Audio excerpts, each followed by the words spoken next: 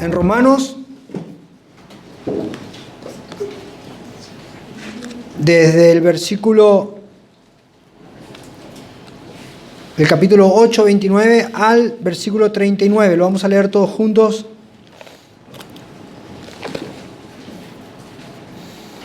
Y vamos a pedir al Señor que nos asista en esta exposición, en lo que el Señor quiere hablarnos hoy. Amén.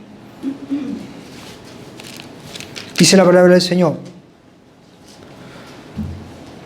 porque a los que antes conoció, también los predestinó, para que fuesen hechos conformes a la imagen de su Hijo, para que Él sea el primogénito entre muchos hermanos. Y a los que predestinó, a estos también llamó. Y a los que llamó, a estos también justificó. Y a los que justificó, a estos también glorificó. ¿Qué pues diremos a esto? Si Dios es por nosotros, ¿quién contra nosotros? El que no escatimó ni a su propio Hijo, sino que lo entregó por todos nosotros, ¿cómo no nos dará también con Él todas las cosas? ¿Quién acusará a los escogidos de Dios? Dios es el que justifica. ¿Quién es el que condenará? Cristo es el que murió, más aún el que también resucitó, el que además está a la diestra de Dios, el que también intercede por nosotros. ¿Quién nos separará del amor de Cristo? ¿Tribulación o angustia o persecución o hambre o desnudez o peligro o espada? Como está escrito, por causa de ti somos muertos todo el tiempo. Somos contados como ovejas de matadero. Antes, en todas estas cosas, somos más que vencedores por medio de aquel que nos amó. Por lo cual, estoy seguro de que ni la muerte, ni la vida, ni ángeles, ni principados, ni potestades, ni lo presente, ni lo porvenir, ni lo alto, ni lo profundo, ni ninguna otra cosa creada nos podrá separar del amor de Dios que es en Cristo Jesús, Señor nuestro. Amén. Vamos a orar, hermanos. Vamos a orar. Señor, necesitamos de ti. Amén. Necesitamos de ti porque tu palabra es espíritu y es vida, y nosotros somos carnales y necesitamos recibirla. Señor, nos humillamos y te pedimos que hoy tu palabra, Señor, nos alumbre el entendimiento, nos cambie el corazón, nos llene de luz, tu Espíritu Santo opere a través de ella y nuestras vidas sean transformadas. Señor, que hoy salgamos exultantes, Señor, glorificando tu nombre, viendo cómo operas a través de la eternidad, cómo operas a través del tiempo y cómo nadie puede decirte qué hacer o cómo hacerlo. Tú haces todo conforme a tu propósito porque tú eres suficiente. Y tú tienes el control de todas las cosas y nada escapa de tu voluntad, porque tú eres realmente Señor. Y hoy estamos aquí, Señor, reunidos para escuchar tu palabra. No nuestra imaginación, no lo que queremos oír, no lo que nos gustaría oír, sino tu palabra. Porque es tu palabra la que no vuelve vacía. Por eso te pedimos, Señor, háblanos en Cristo Jesús. Amén y amén. Hermanos, el tema de la porción de la palabra de Dios que acabamos de leer es un tema muy profundo, sumamente profundo. Y si no somos responsables a la hora de exponer este tema, podemos generar controversias en aquellos que no entienden lo que la palabra de Dios dice. Pero por otro lado, no siempre que se explique correctamente la palabra de Dios o que se explique lo que el texto dice, eso va a dar garantía de que va a haber una aceptación por parte del oyente. ¿Qué quiero decir con esto? Yo puedo explicar muy bien lo que dice el texto, pero hay personas que tal vez no quieran aceptar lo que dice el texto. ¿Por qué? ¿Por qué pasa esto? Porque la Biblia no es difícil de entender. La Biblia es fácil de entender. El problema con la Biblia es que es difícil de aceptar. Cuando venimos a escuchar la palabra de Dios, entramos en una confrontación real. ¿Cuál es la confrontación? ¿Qué es lo que está pasando? Lo que pasa es que la palabra de Dios es espíritu y es vida. Y nosotros somos carnales y somos débiles. Eso es lo que está ocurriendo cuando se está predicando el Evangelio, el verdadero Evangelio. Cuando se predica el Evangelio, la palabra que es espíritu y es vida choca contra nuestros corazones de piedra para romperlos y para hacerlos de nuevo. Jesús dijo en San Juan 6:63, el espíritu es el que da vida. Y fíjense cómo es que el espíritu da vida. La carne para nada aprovecha. Entonces tenemos el espíritu que da vida y la carne que no sirve para nada. ¿Cómo es que opera Dios? Dice, las palabras que yo les he hablado son espíritu y son vida. El Espíritu Santo dará vida a través de la palabra hablada, a través de la palabra predicada. ¿Por qué? Porque Dios decidió salvar a los hombres a través de la locura de la predicación. Usted sabe, la predicación es una locura. No es cuerdo que un hombre débil llame a otro hombre débil a que se arrepienta. No es cuerdo que alguien llame a que una persona se arrepienta a algo que no puede ver, que lo tiene que creer y que lo tiene que aceptar por fe. Los judíos piden señales, los griegos sabiduría, pero Cristo es predicado con la locura del Evangelio y nada más.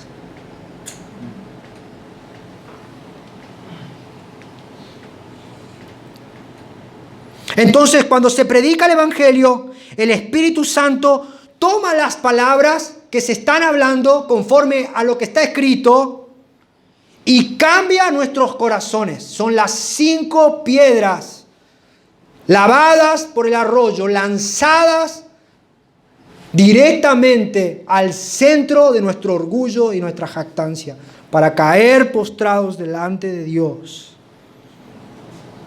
Si hoy has venido a escuchar la palabra de Dios, si hoy estás aquí y has venido a escuchar las palabras de Dios, deja que ella halle cabida en tu corazón. Y al terminar, cuando termine esta reunión, vas a terminar esta reunión con júbilo exultante. Y no habrá himno en el mundo, no habrá cántico en el mundo que pueda expresar el agradecimiento a Dios por su inconmensurable amor. Esa es una cara de la moneda, de lo que puede pasar hoy al escuchar este mensaje. Pero, por otro lado, si no recibes la palabra de Dios con un corazón conforme a su voluntad y lo recibes solamente carnalmente, todo lo que se haya hablado hoy, aunque sea espiritual y glorioso, será algo que no tendrá provecho para ti. Así que la advertencia está hecha. Y como salgas hoy de aquí determinará si la palabra cayó en buena tierra o si fue arrojada solamente entre cardos y espinos. La prédica de hoy va a ser un resumen de 2 versículos explicados profundamente, que son los versículos 29 y 30. Y todo lo demás de lo que leímos, todo lo que leímos después del versículo 31 al 39, todo lo demás, vamos a verlo como una doxología, como un canto del cristiano que se goza en el amor incondicional de Dios. Entonces nuestra prédica, lo que vamos a hacer hoy es explicar y estudiar profundamente estos 2 primeros versículos y luego vamos a ver cómo todo lo que viene después es un canto glorioso al amor de Dios. ¿Está dispuesto? Bueno, estos 2 textos, ¿cuáles son? Dice, porque a los que antes conoció, subraye por favor en su Biblia, conoció. Dice, a los que antes, ¿cuándo los conoció? Antes conoció, también los predestinó, para que fuesen hechos conforme a la imagen de su Hijo, para que Él sea el primogénito entre muchos hermanos. Y versículo 30, y a los que predestinó, a estos también llamó, y a los que llamó, a estos también justificó, y a los que justificó, a estos también glorificó. ¿Qué estamos viendo aquí? En estos textos, especialmente en el versículo 30, nosotros estamos viendo lo que se denomina la cadena de oro de la salvación. Los teólogos llegaron a denominar esta porción de la Escritura la cadena de oro de la salvación. ¿Y por qué se llama así? Porque como en una cadena, un eslabón une a otro eslabón, así en la cadena de oro de la salvación podemos ver cuál es el proceso a través del cual los hijos de Dios son salvos. Allí nosotros podemos ver cuál es la razón por la que nosotros somos salvos. ¿Y cuál es la motivación de Dios al salvar a su pueblo? Uno unido junto con otro eslabón. Y podemos ver la obra de Dios. Dice, porque a los que antes conoció, ese porque es un nexo entre la idea de lo que venía hablando y de la explicación que va a dar. ¿Qué es lo que venía diciendo Pablo? Pablo venía hablando de los llamados de Dios, personas que eran llamadas por Dios según su propósito. Estos llamados, los que están en el propósito de Dios, estos que aman a Dios, estos a los cuales todas las cosas les ayudan para bien, son personas que no llegaron a este estado por casualidad. Nadie ama a Dios por casualidad.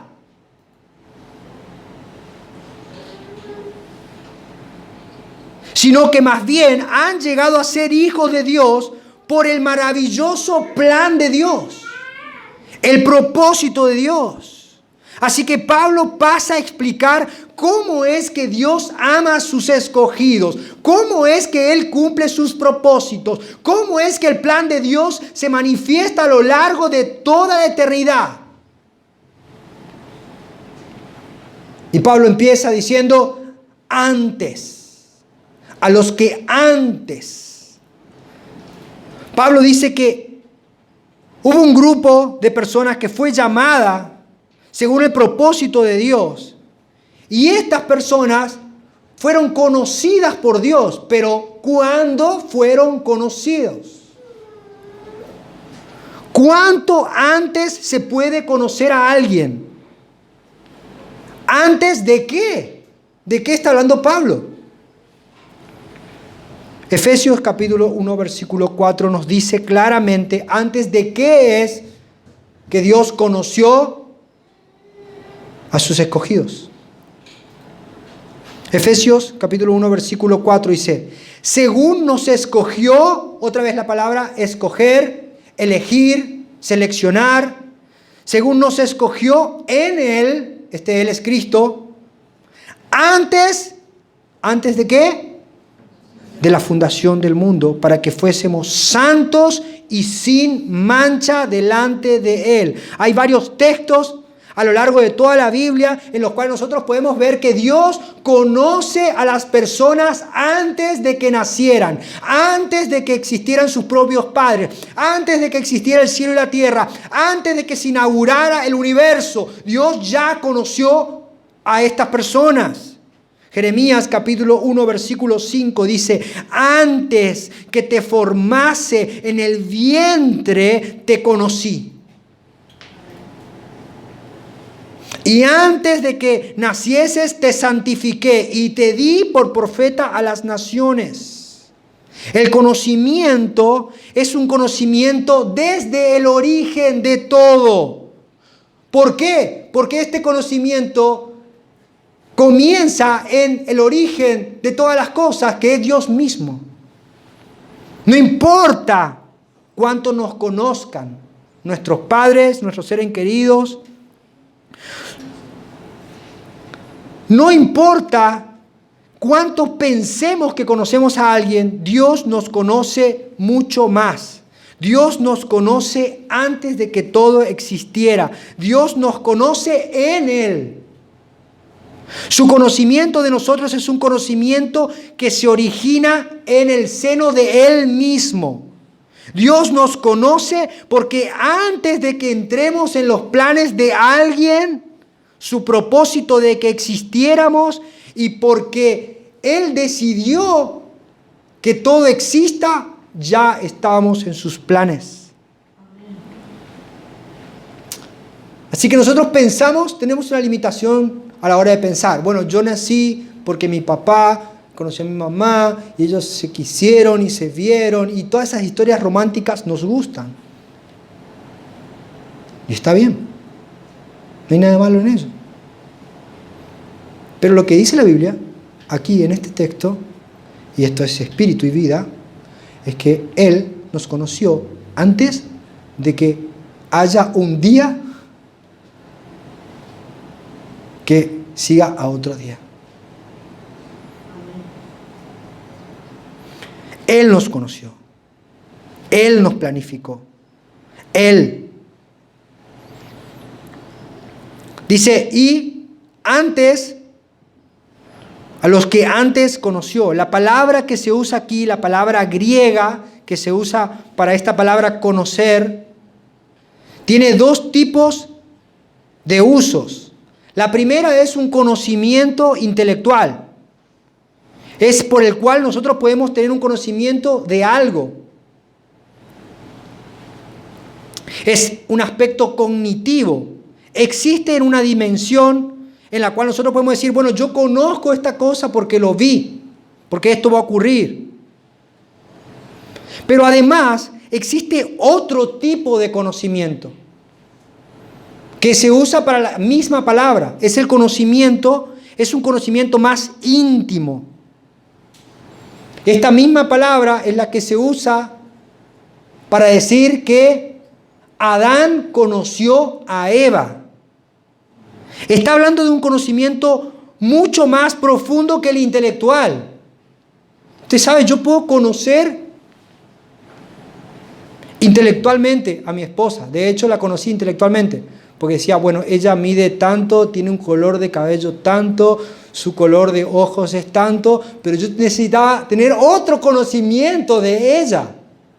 Un conocimiento más profundo en amor. Me puse nervioso. ¿Qué significa eso? Que hay un conocimiento que va más allá del intelectual. Es un conocimiento íntimo, profundo, un conocimiento en amor y un conocimiento privado. El significado completo de la palabra incluye no solo un conocimiento de lo que Dios sabe que va a ocurrir, sino que es un conocimiento íntimo, redentor, personal, que Dios tiene de aquellos que va a predestinar.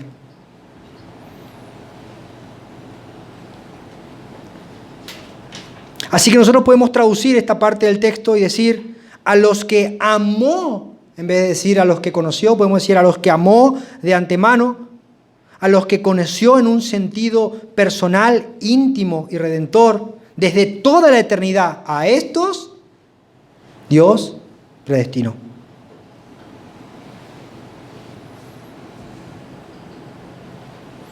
Dice un monje jesuita que está muy lejos de tener una interpretación evangélica de estos textos. Él dice, proegno, la palabra que se usa en el griego, conocer de antemano, no significa un acto de pura presciencia o abstracción hecha fuera de toda determinación voluntaria. Al contrario, el término implica la idea de elección. Yo estoy eligiendo. En efecto, no cabe duda de que el verbo tiene aquí un sentido bíblico de conocer íntimamente en amor. Así que debemos ser muy precisos, como dije antes, ya que si las personas son predestinadas,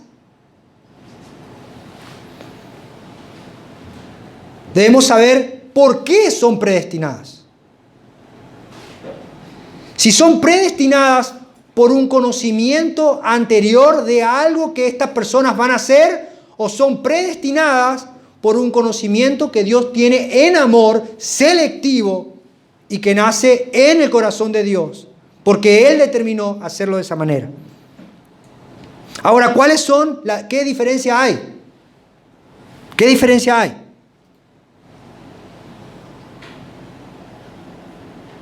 Si nosotros creemos que Dios conoce que las personas van a creer en Él y en su mensaje, por eso los predestina, nosotros estaríamos creyendo en un evangelio por obras. Y Dios dice, voy a predestinar a este porque Él va a creer en el mensaje.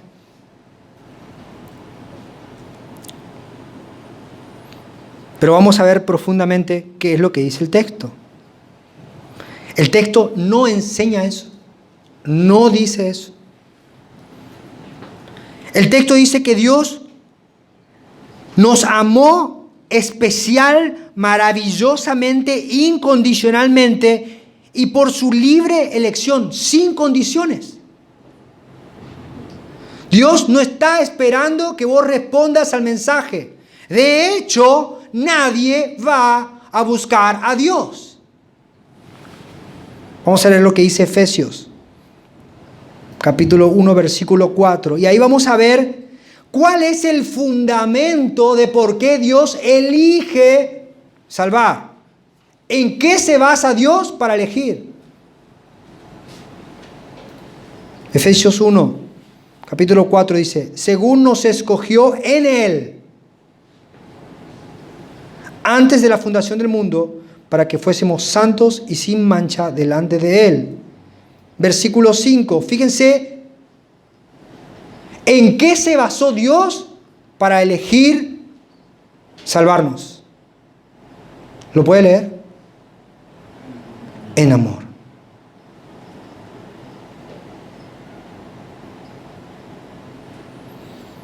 Habiéndonos predestinado para ser adoptados hijos suyos por medio de Jesucristo, fíjense, nos eligió en amor según el puro afecto de su voluntad. Él nos elige en amor por su libre voluntad, porque Él quiere.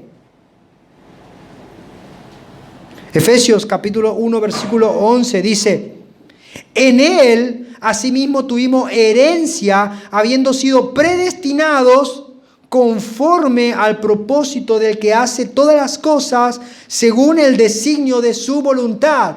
No hay ninguna fisura en la cual Dios esté esperando la respuesta del hombre. El propósito de Dios, la voluntad de Dios. Y esto concuerda con lo que dice Primera de Pedro, capítulo 1, versículo 2. Otra vez, escogidos, predestinados, elegidos. Palabras difíciles de encontrar en los púlpitos modernos de hoy en día.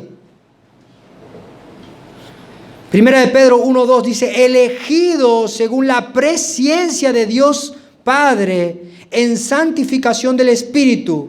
Fíjese la palabra que sigue después de la coma, para obedecer. Y ser rociados con la sangre de Jesucristo. Gracia y paz os sean multiplicadas.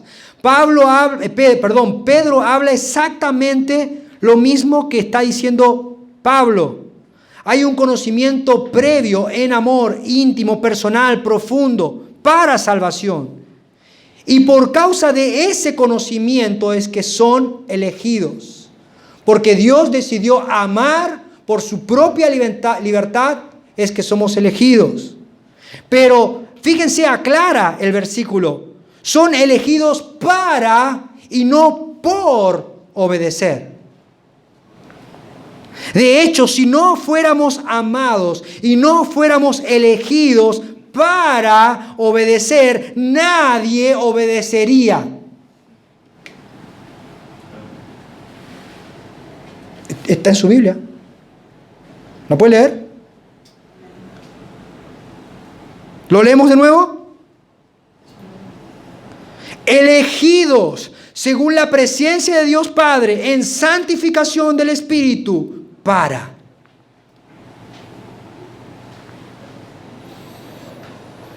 Si Dios no nos hubiera elegido por su propia voluntad y por su conocimiento íntimo en amor desde antes de los tiempos, nadie obedecería. ¿Lo escuchó? Esto es espíritu y vida.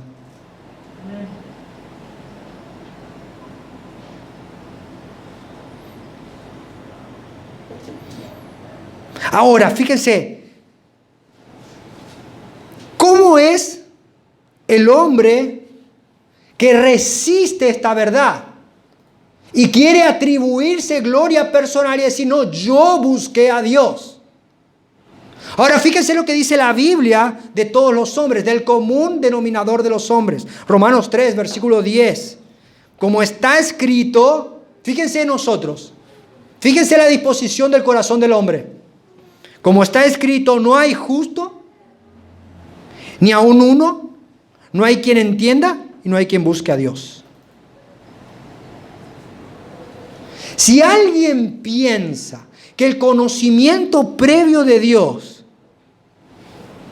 se basa en algo que nosotros habríamos hecho, ese conocimiento es que Dios sabía que todos nosotros pecaríamos. Y todos nosotros nos alejaríamos. Pero si todavía alguien decide decir, no, Dios nos escogió porque Él sabía que nosotros íbamos a responder al mensaje del Evangelio, esa persona todavía no leyó Romanos 9. Así que le invitamos que por favor, si todavía piensa así, espere la serie que continúa después de esta predicación para que usted entienda perfectamente que los hombres no buscan a Dios. Y usted va a poder acercarse y compartir y entender esto. Dice, a los que antes conoció, prosigue el texto, también los predestinó. Estos que Dios conoció son los mismos, sin faltar ninguno. Estos que Dios conoció son los mismos que Dios predestinó. Por eso dice la palabra también. ¿Ve el sentido de la cadena? La totalidad de los amados de Dios son también la totalidad de los predestinados de Dios. Esa es una palabra que genera muchas controversias. La palabra predestinado es algo que la gente no está muy habituada a escuchar. En los púlpitos no se habla de predestinación. Lo curioso es que la Biblia habla todo el tiempo de predestinación. Entonces, no es si nosotros vamos a tener o no en la Biblia una enseñanza de predestinación, porque en la Biblia está la predestinación. Es un concepto bíblico. Lo que nosotros tenemos que hacer es si vamos a tener una correcta interpretación de la predestinación o no.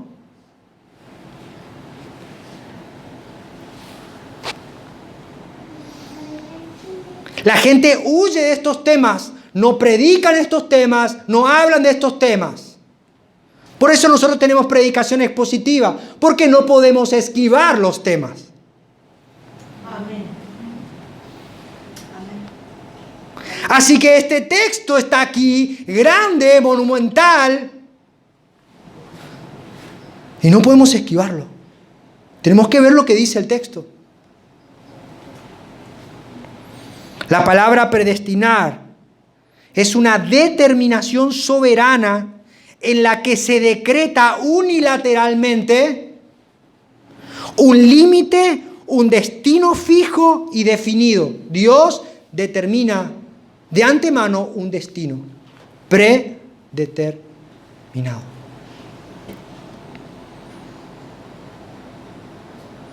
Entonces, hay un destino para ciertas personas que Dios, desde antes de la fundación del mundo, ha establecido.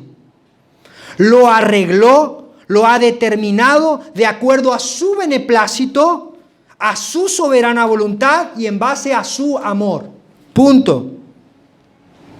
En ningún lugar de la Biblia dice que ese plan está condicionado al actuar del hombre.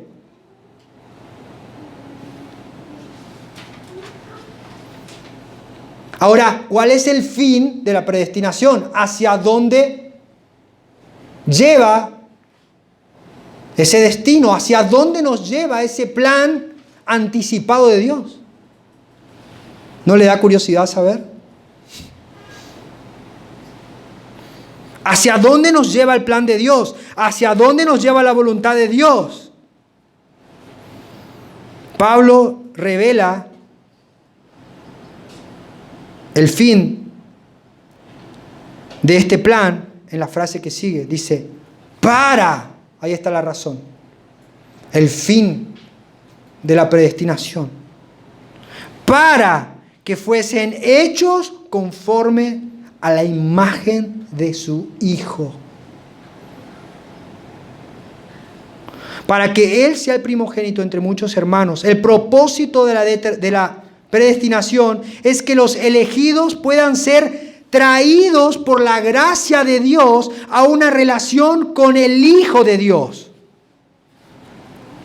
Cuando Pablo y todo el Nuevo Testamento habla de predestinación, no se habla de un concepto abstracto, sino que se habla con un fin específico y determinado. Es que nosotros seamos como el Hijo de Dios. El propósito de la predestinación es que nosotros seamos unidos a Cristo y seamos como Cristo.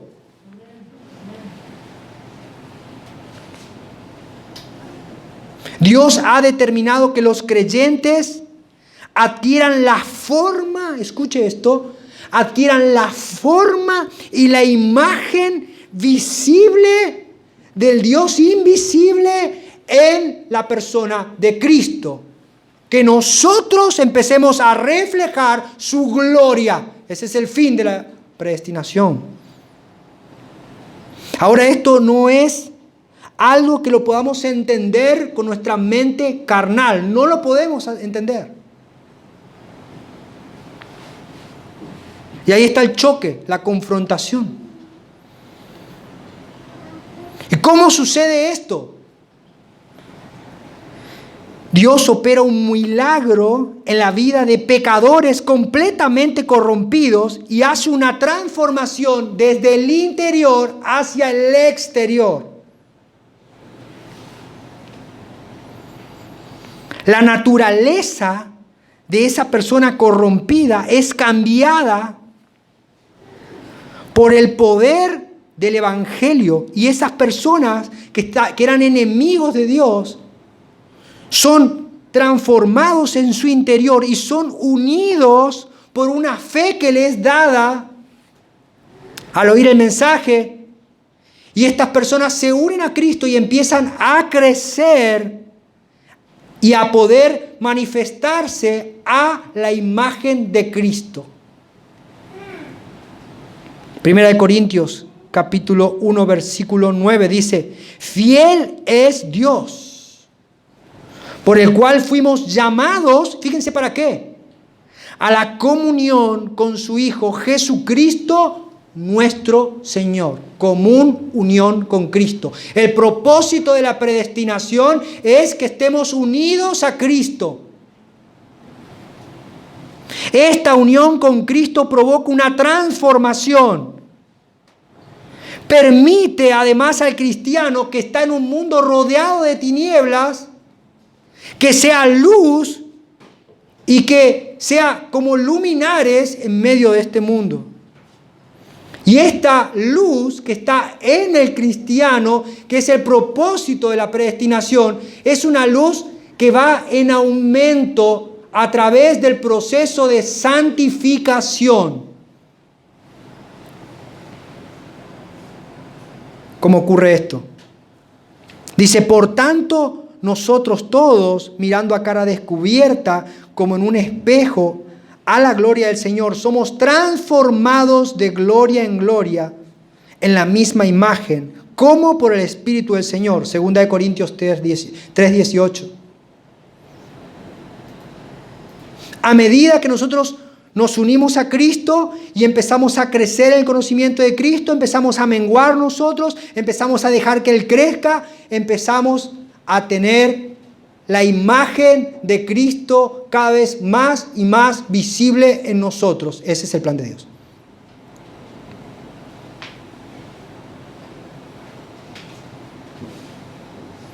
Y si bien nunca va a llegar a tener plenamente la imagen de Cristo, por la operación del Espíritu Santo, esa persona irá creciendo progresivamente hasta el fin de la predestinación, que es la glorificación. Allí termina el viaje, cuando somos glorificados.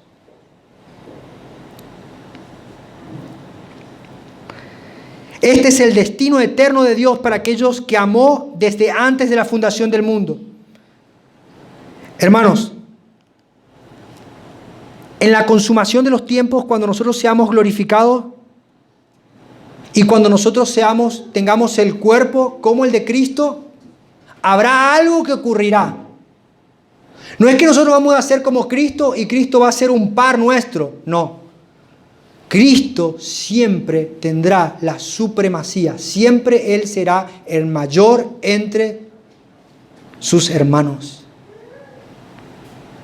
Nuestras vidas glorificarán y exaltarán al que es nuestro Señor, el que nos hizo, el que nos redimió y el que además es Señor sobre todas las cosas. Y todo es por Cristo y para Cristo.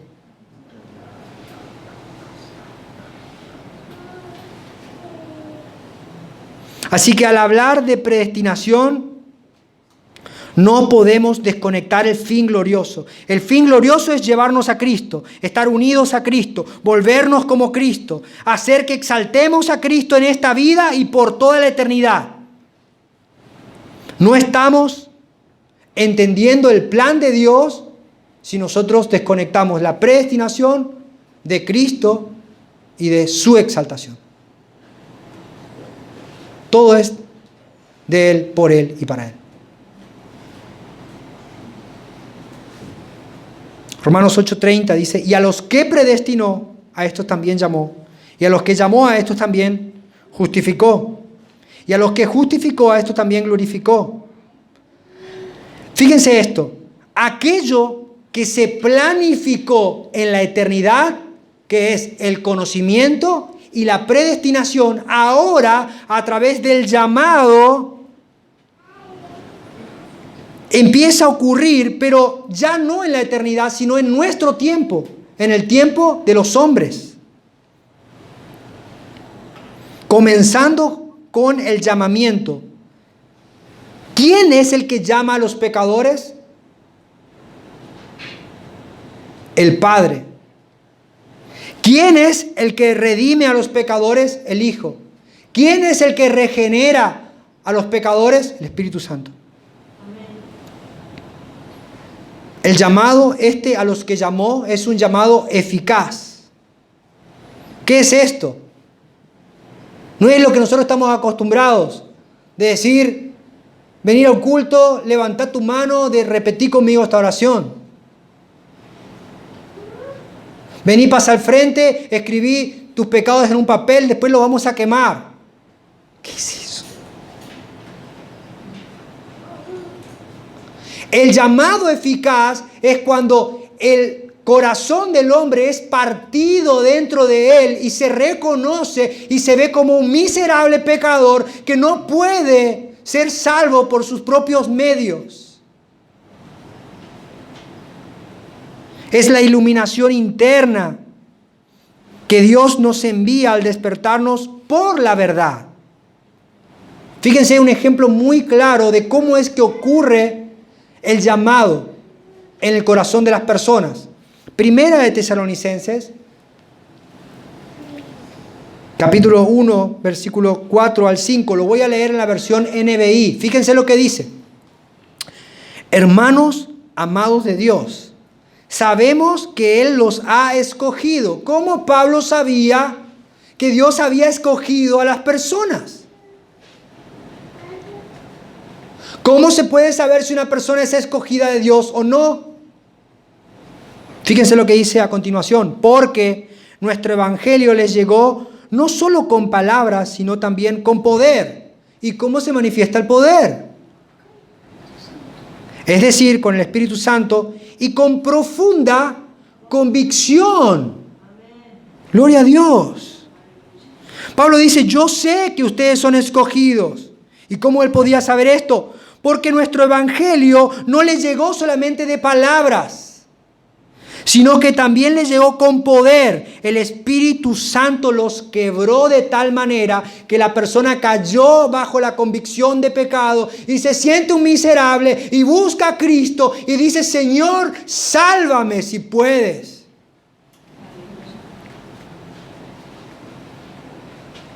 Pablo predicaba a mucha gente. De hecho, no era la persona mejor recibida de aquella época. Pero él podía diferenciar entre los que habían sido escogidos y los que no.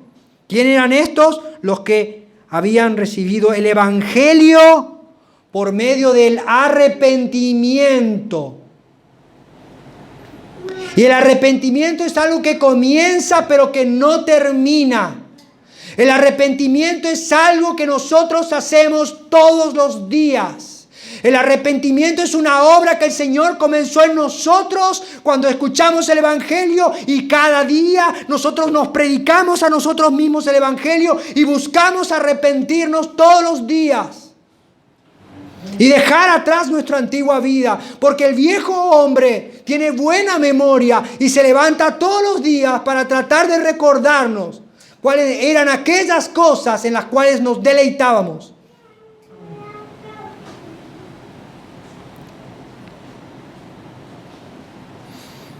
Dios llama a sus escogidos por medio del Evangelio, porque el Evangelio es poder de Dios para salvación. No es un convencimiento de patota. No es un comportamiento de manada. La otra vez escuché una noticia de que miles de ovejas se tiraron de un acantilado. ¿Saben por qué? Porque una decidió hacerlo. ¿Y qué hicieron las demás? Se tiraron. También todas. Vení a nuestra iglesia. Acá te vas a sentir bien. ¿Y qué con eso?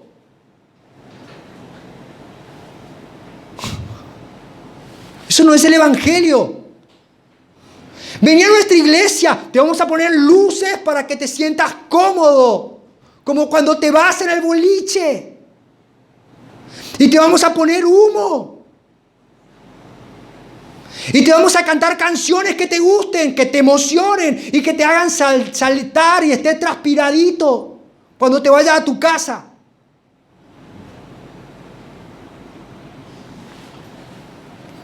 El Evangelio dice: arrepiéntase, porque Dios llama a todos los hombres a que se arrepientan y se vuelvan de su maldad.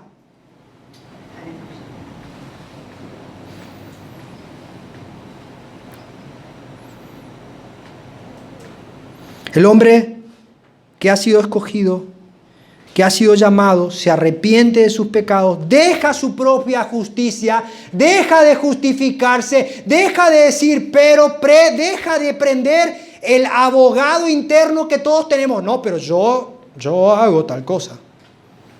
Ah, no, pero hay otros peores. ¿Y qué con eso?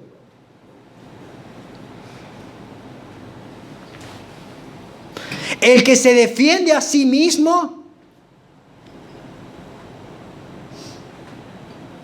pierde el abogado que Dios proveyó.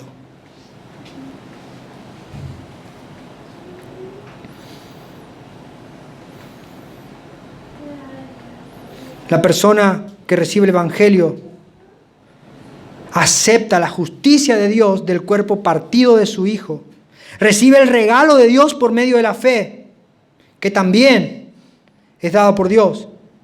Y ahora el que era enemigo de Dios pasa a ser amigo. Y la Biblia dice que estas personas no solamente son absueltas, sino que además dice que Dios elimina cualquier tipo de posibilidad de nueva condenación. No es que solamente le perdona, sino dice: te perdono y voy a perdonarte todas las cosas que hagas. ¿Dónde lo vemos esto? En Romanos 8, capítulo 1 dice: ahora pues, ninguna condenación hay para los que están en Cristo Jesús. Ahora, ¿cómo recibimos esto? Bueno, Dios ya me perdonó, ya no me va a imputar nada, así que yo tengo libertad para pecar. Si una persona piensa de esta manera, está recibiendo la palabra carnalmente y no está convertida y está en un riesgo terrible y se tiene que volver a Dios.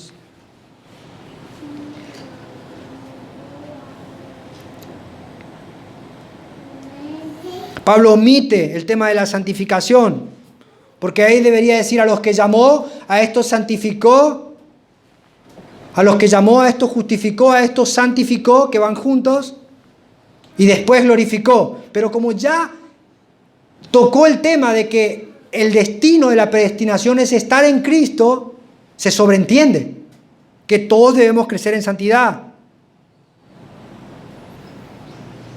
Pastor, no sea legalista. Déjeme disfrutar la vida. Vos disfrutá la vida como vos quieras. El pastor no está llamado a ser un policía que está controlando tu conducta. No es un policía, no anda con la cachiporra moral y te dice: portate bien. La gente se está equivocando si piensa eso.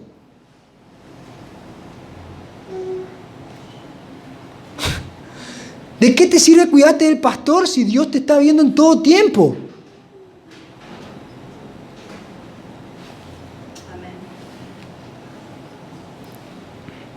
Así que Pablo termina de describir la cadena de oro de la salvación.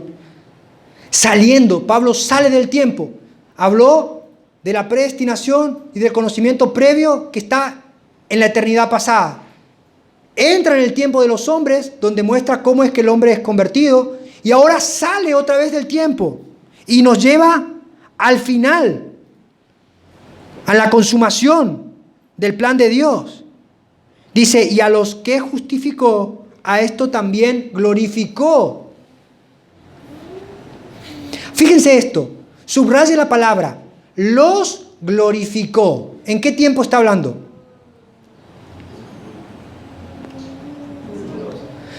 ¿En dónde? No, se está equivocando. Mire el texto, ¿en qué tiempo está hablando? Pasado. Fíjense qué curioso. Ser glorificado es que todo el pecado es erradicado y la persona es hecha perfecta en cuerpo y alma. Pero mire con atención, Pablo está hablando de algo que todavía no ocurrió, que está en el tiempo presente, está hablando en un tiempo pasado.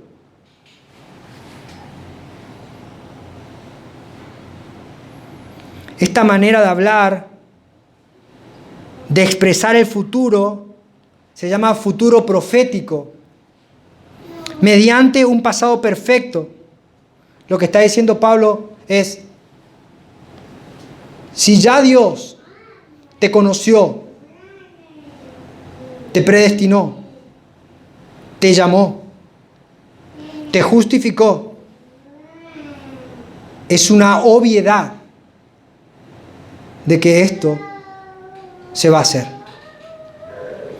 James Denney dice, el tiempo que se usa en la última palabra, glorificó, es impresionante. Es el más atrevido anticipo de la fe en todo el Nuevo Testamento. Lo repito, es el más atrevido anticipo de la fe en todo el Nuevo Testamento. Está diciendo, lo doy por sentado. ¿Y dónde nosotros vemos este tiempo que habla en pasado de algo que todavía no ocurrió? Isaías 53, versículo 3. Fíjense cómo Isaías habla en tiempo pasado. Dice, despreciado y desechado entre los hombres, varón de dolores, experimentado en quebranto, y como que escondimos de él el rostro, fue menospreciado, tiempo pasado, y no lo estimamos.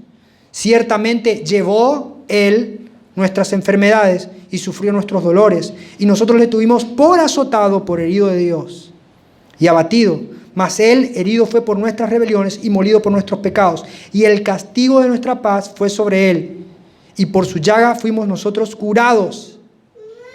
Isaías estaba profetizando algo que todavía no había ocurrido, pero hablaba en tiempo pasado porque era algo que inevitablemente iba a suceder. Si has sido quebrantado por el Evangelio de Jesucristo y has respondido al amor de Dios, quiero decirte que la gloria venidera no es una posibilidad. Es un hecho real del cual Dios ya habla en tiempo pasado. ¿No es alentador para los hijos de Dios que Dios hable de nuestro futuro en tiempo pasado? ¿Se puso a pensar en eso? Dios nos dice, todo, absolutamente todo está bajo control. No hay tiempo en el cual yo no esté presente, en el cual no tenga el control sobre todas las cosas. Yo soy.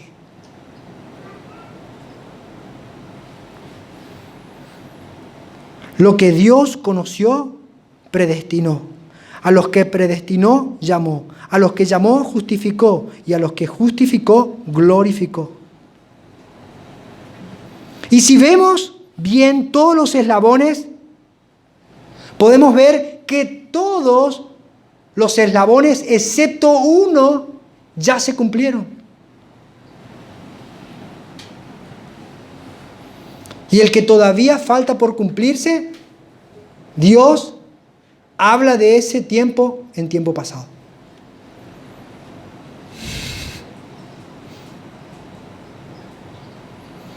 Escribí algo, me gustaría que lo escuche. Se llama Poema del Amor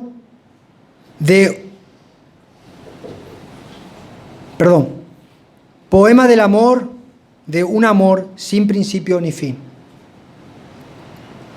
No existió un solo momento en que los hijos de Dios no hayan sido amados. No hay un solo momento en que los hijos de Dios no estén siendo encaminados a sus propósitos santos. No habrá momento en nuestra peregrinación en la que no seamos guiados por Dios. Y lo sabemos porque no existía el tiempo cuando Dios decidió amarnos. En la más absoluta inmensidad del eterno ser de Dios, que es más grande y sublime que todo lo creado, en su seno más interno y inescrutable, al cual nadie ha podido acceder ni comprender, allí antes de que todo lo creado exista y aún antes de que el tiempo existiera como criatura que sirve a sus propósitos, en esta insondable gloria del ser de Dios infinito, allí fuimos amados. Fuimos amados, elegidos, predestinados, destinados a parecernos a su Hijo, destinados a ser perdonados, santificados y glorificados. Y aunque ahora, en este tiempo presente, que es algo que desaparecerá, todavía estamos caminando en el proceso de santificación. La palabra de Dios dice, los glorificó. Aunque no es una realidad consolidada, es una realidad futura a la que accederemos. En gloria podremos disfrutar fuera de toda nuestra capacidad de imaginación, en la consumación del eterno plan de Dios. Pero habrá algo allí que nos parecerá familiar. Algo que no podremos explicar. Aunque todo haya sido hecho nuevo, aunque nuestros cuerpos sean iguales a los de Cristo, cosa totalmente inentendible, aunque miremos las cosas que nunca hayamos visto y escuchado cosas que nunca hayamos escuchado, algo allí nos parecerá familiar. Algo en nosotros nos dirá sin palabras, esto lo viví en otro lado. Algo en lo más profundo de nuestro corazón nos parecerá conocido.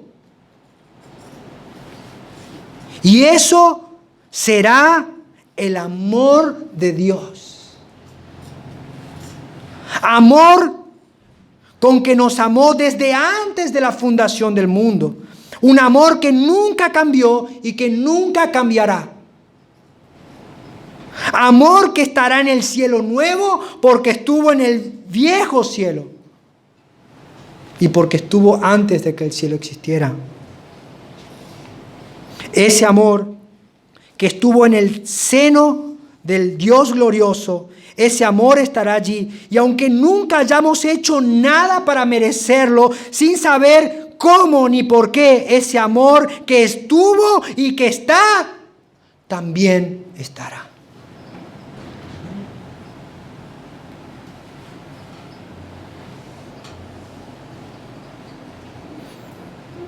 Hasta allí la interpretación de nuestro texto. Todo lo que viene después, Pablo lo dice como un himno, como un canto de agradecimiento. Dice, ¿qué pues diremos a esto? ¿Qué diremos a esto? Si Dios es por nosotros, ¿quién contra nosotros? El que no escatimó a su propio Hijo, sino que lo entregó por todos nosotros, ¿cómo nos dará también con Él todas las cosas? ¿Quién acusará a los escogidos de Dios? Es Dios el que justifica. ¿Quién es el que condenará? Cristo es el que murió. Más aún el que también resucitó, el que además está a la diestra de Dios, el que también intercede por nosotros. ¿Quién nos separará del amor de Cristo? ¿Tribulación o angustia o persecución o hambre o desnudez o peligro o espada?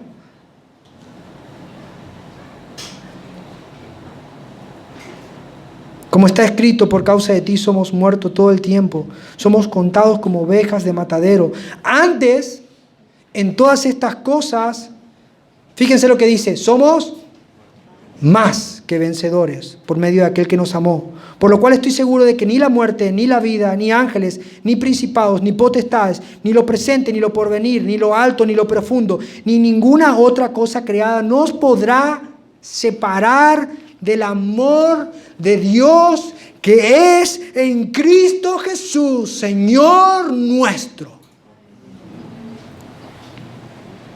Pablo está lanzando una profunda exclamación de adoración y va desde lo mayor a lo menor.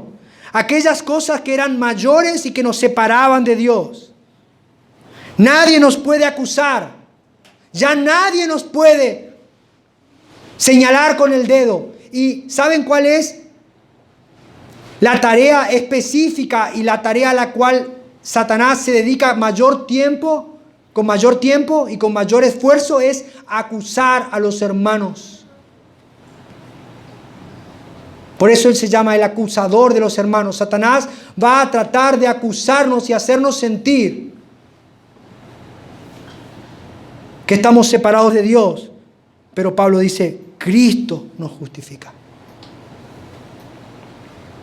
Nadie nos puede condenar. Cristo murió por mí, resucitó y está a la diestra del Padre, intercede por mí.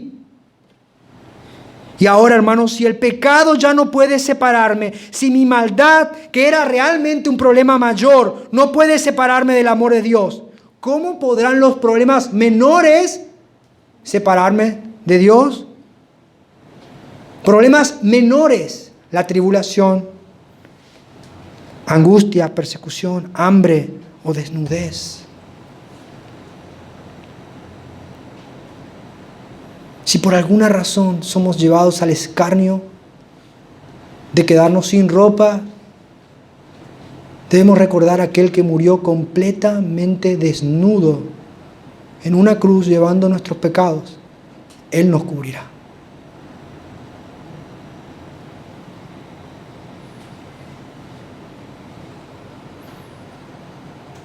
Como está escrito, por causa de ti somos muertos todo el tiempo. Antes en todas estas cosas, estas pequeñas cosas, somos más que vencedores por medio de aquel que nos amó. El cristiano va a ser aborrecido por causa de Cristo, será rechazado y tal vez tenga que pasar por tribulaciones, por angustia o por dificultades. Pero ninguna de estas dificultades van a llegar al cristiano sin el previo conocimiento de Dios. Estas situaciones vendrán ahora con un solo fin: hacer de los hijos de Dios más que vencedores. ¿Saben qué es un vencedor? Un vencedor es alguien que derrota a su enemigo. ¿Saben qué es un más que vencedor? Un más que vencedor es alguien que usa a su enemigo como algo para su beneficio.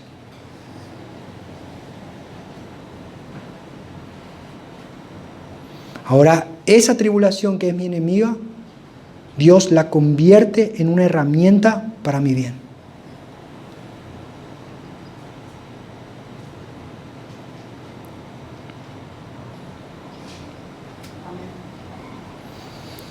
Pablo está diciendo, estoy seguro, mi salvación es segura de punta a punta. Desde la eternidad hasta la eternidad, Dios me ama. La Biblia lo dice así.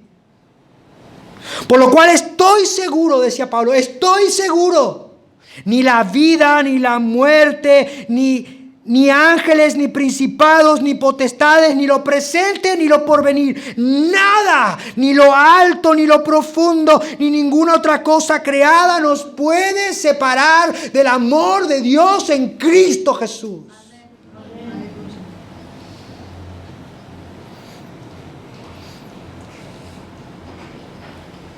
¿Qué pensamientos nos vienen a la mente al escuchar que Dios decidió amar a algunos por su libre voluntad?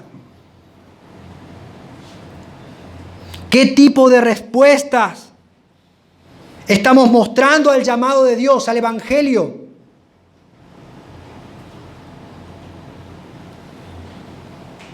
¿Has pensado que Dios en algún momento se olvidó de ti? ¿Has considerado que Dios te está moldando a la imagen de su Hijo? ¿Te has puesto a pensar que Dios quiere que sea más que vencedor? Que seas un súper vencedor. Eso es lo que dice la palabra. ¿Te sientes amado? Si no te sientes amado por Dios, debes arrepentirte y debes venir a Él. Él te llama hoy. No resistas al llamado de Dios. Él dice: el que a mí viene, no le echo fuera.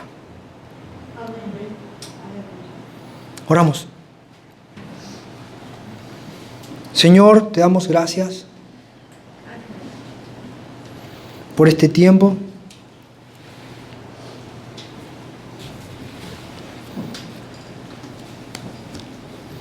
Necesitamos que tu palabra halle cabida en nuestro corazón. Señor, gracias por habernos amado desde siempre. Gracias, Señor, porque no hubiéramos elegido seguirte a menos que tú nos hayas predestinado para obedecerte. Señor, gracias porque hemos podido responder en arrepentimiento.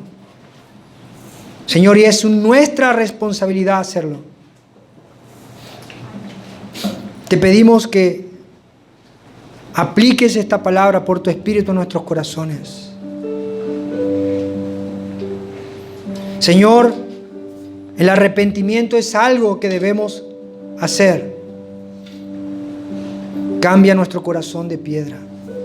Vuélvenos a ti, Señor.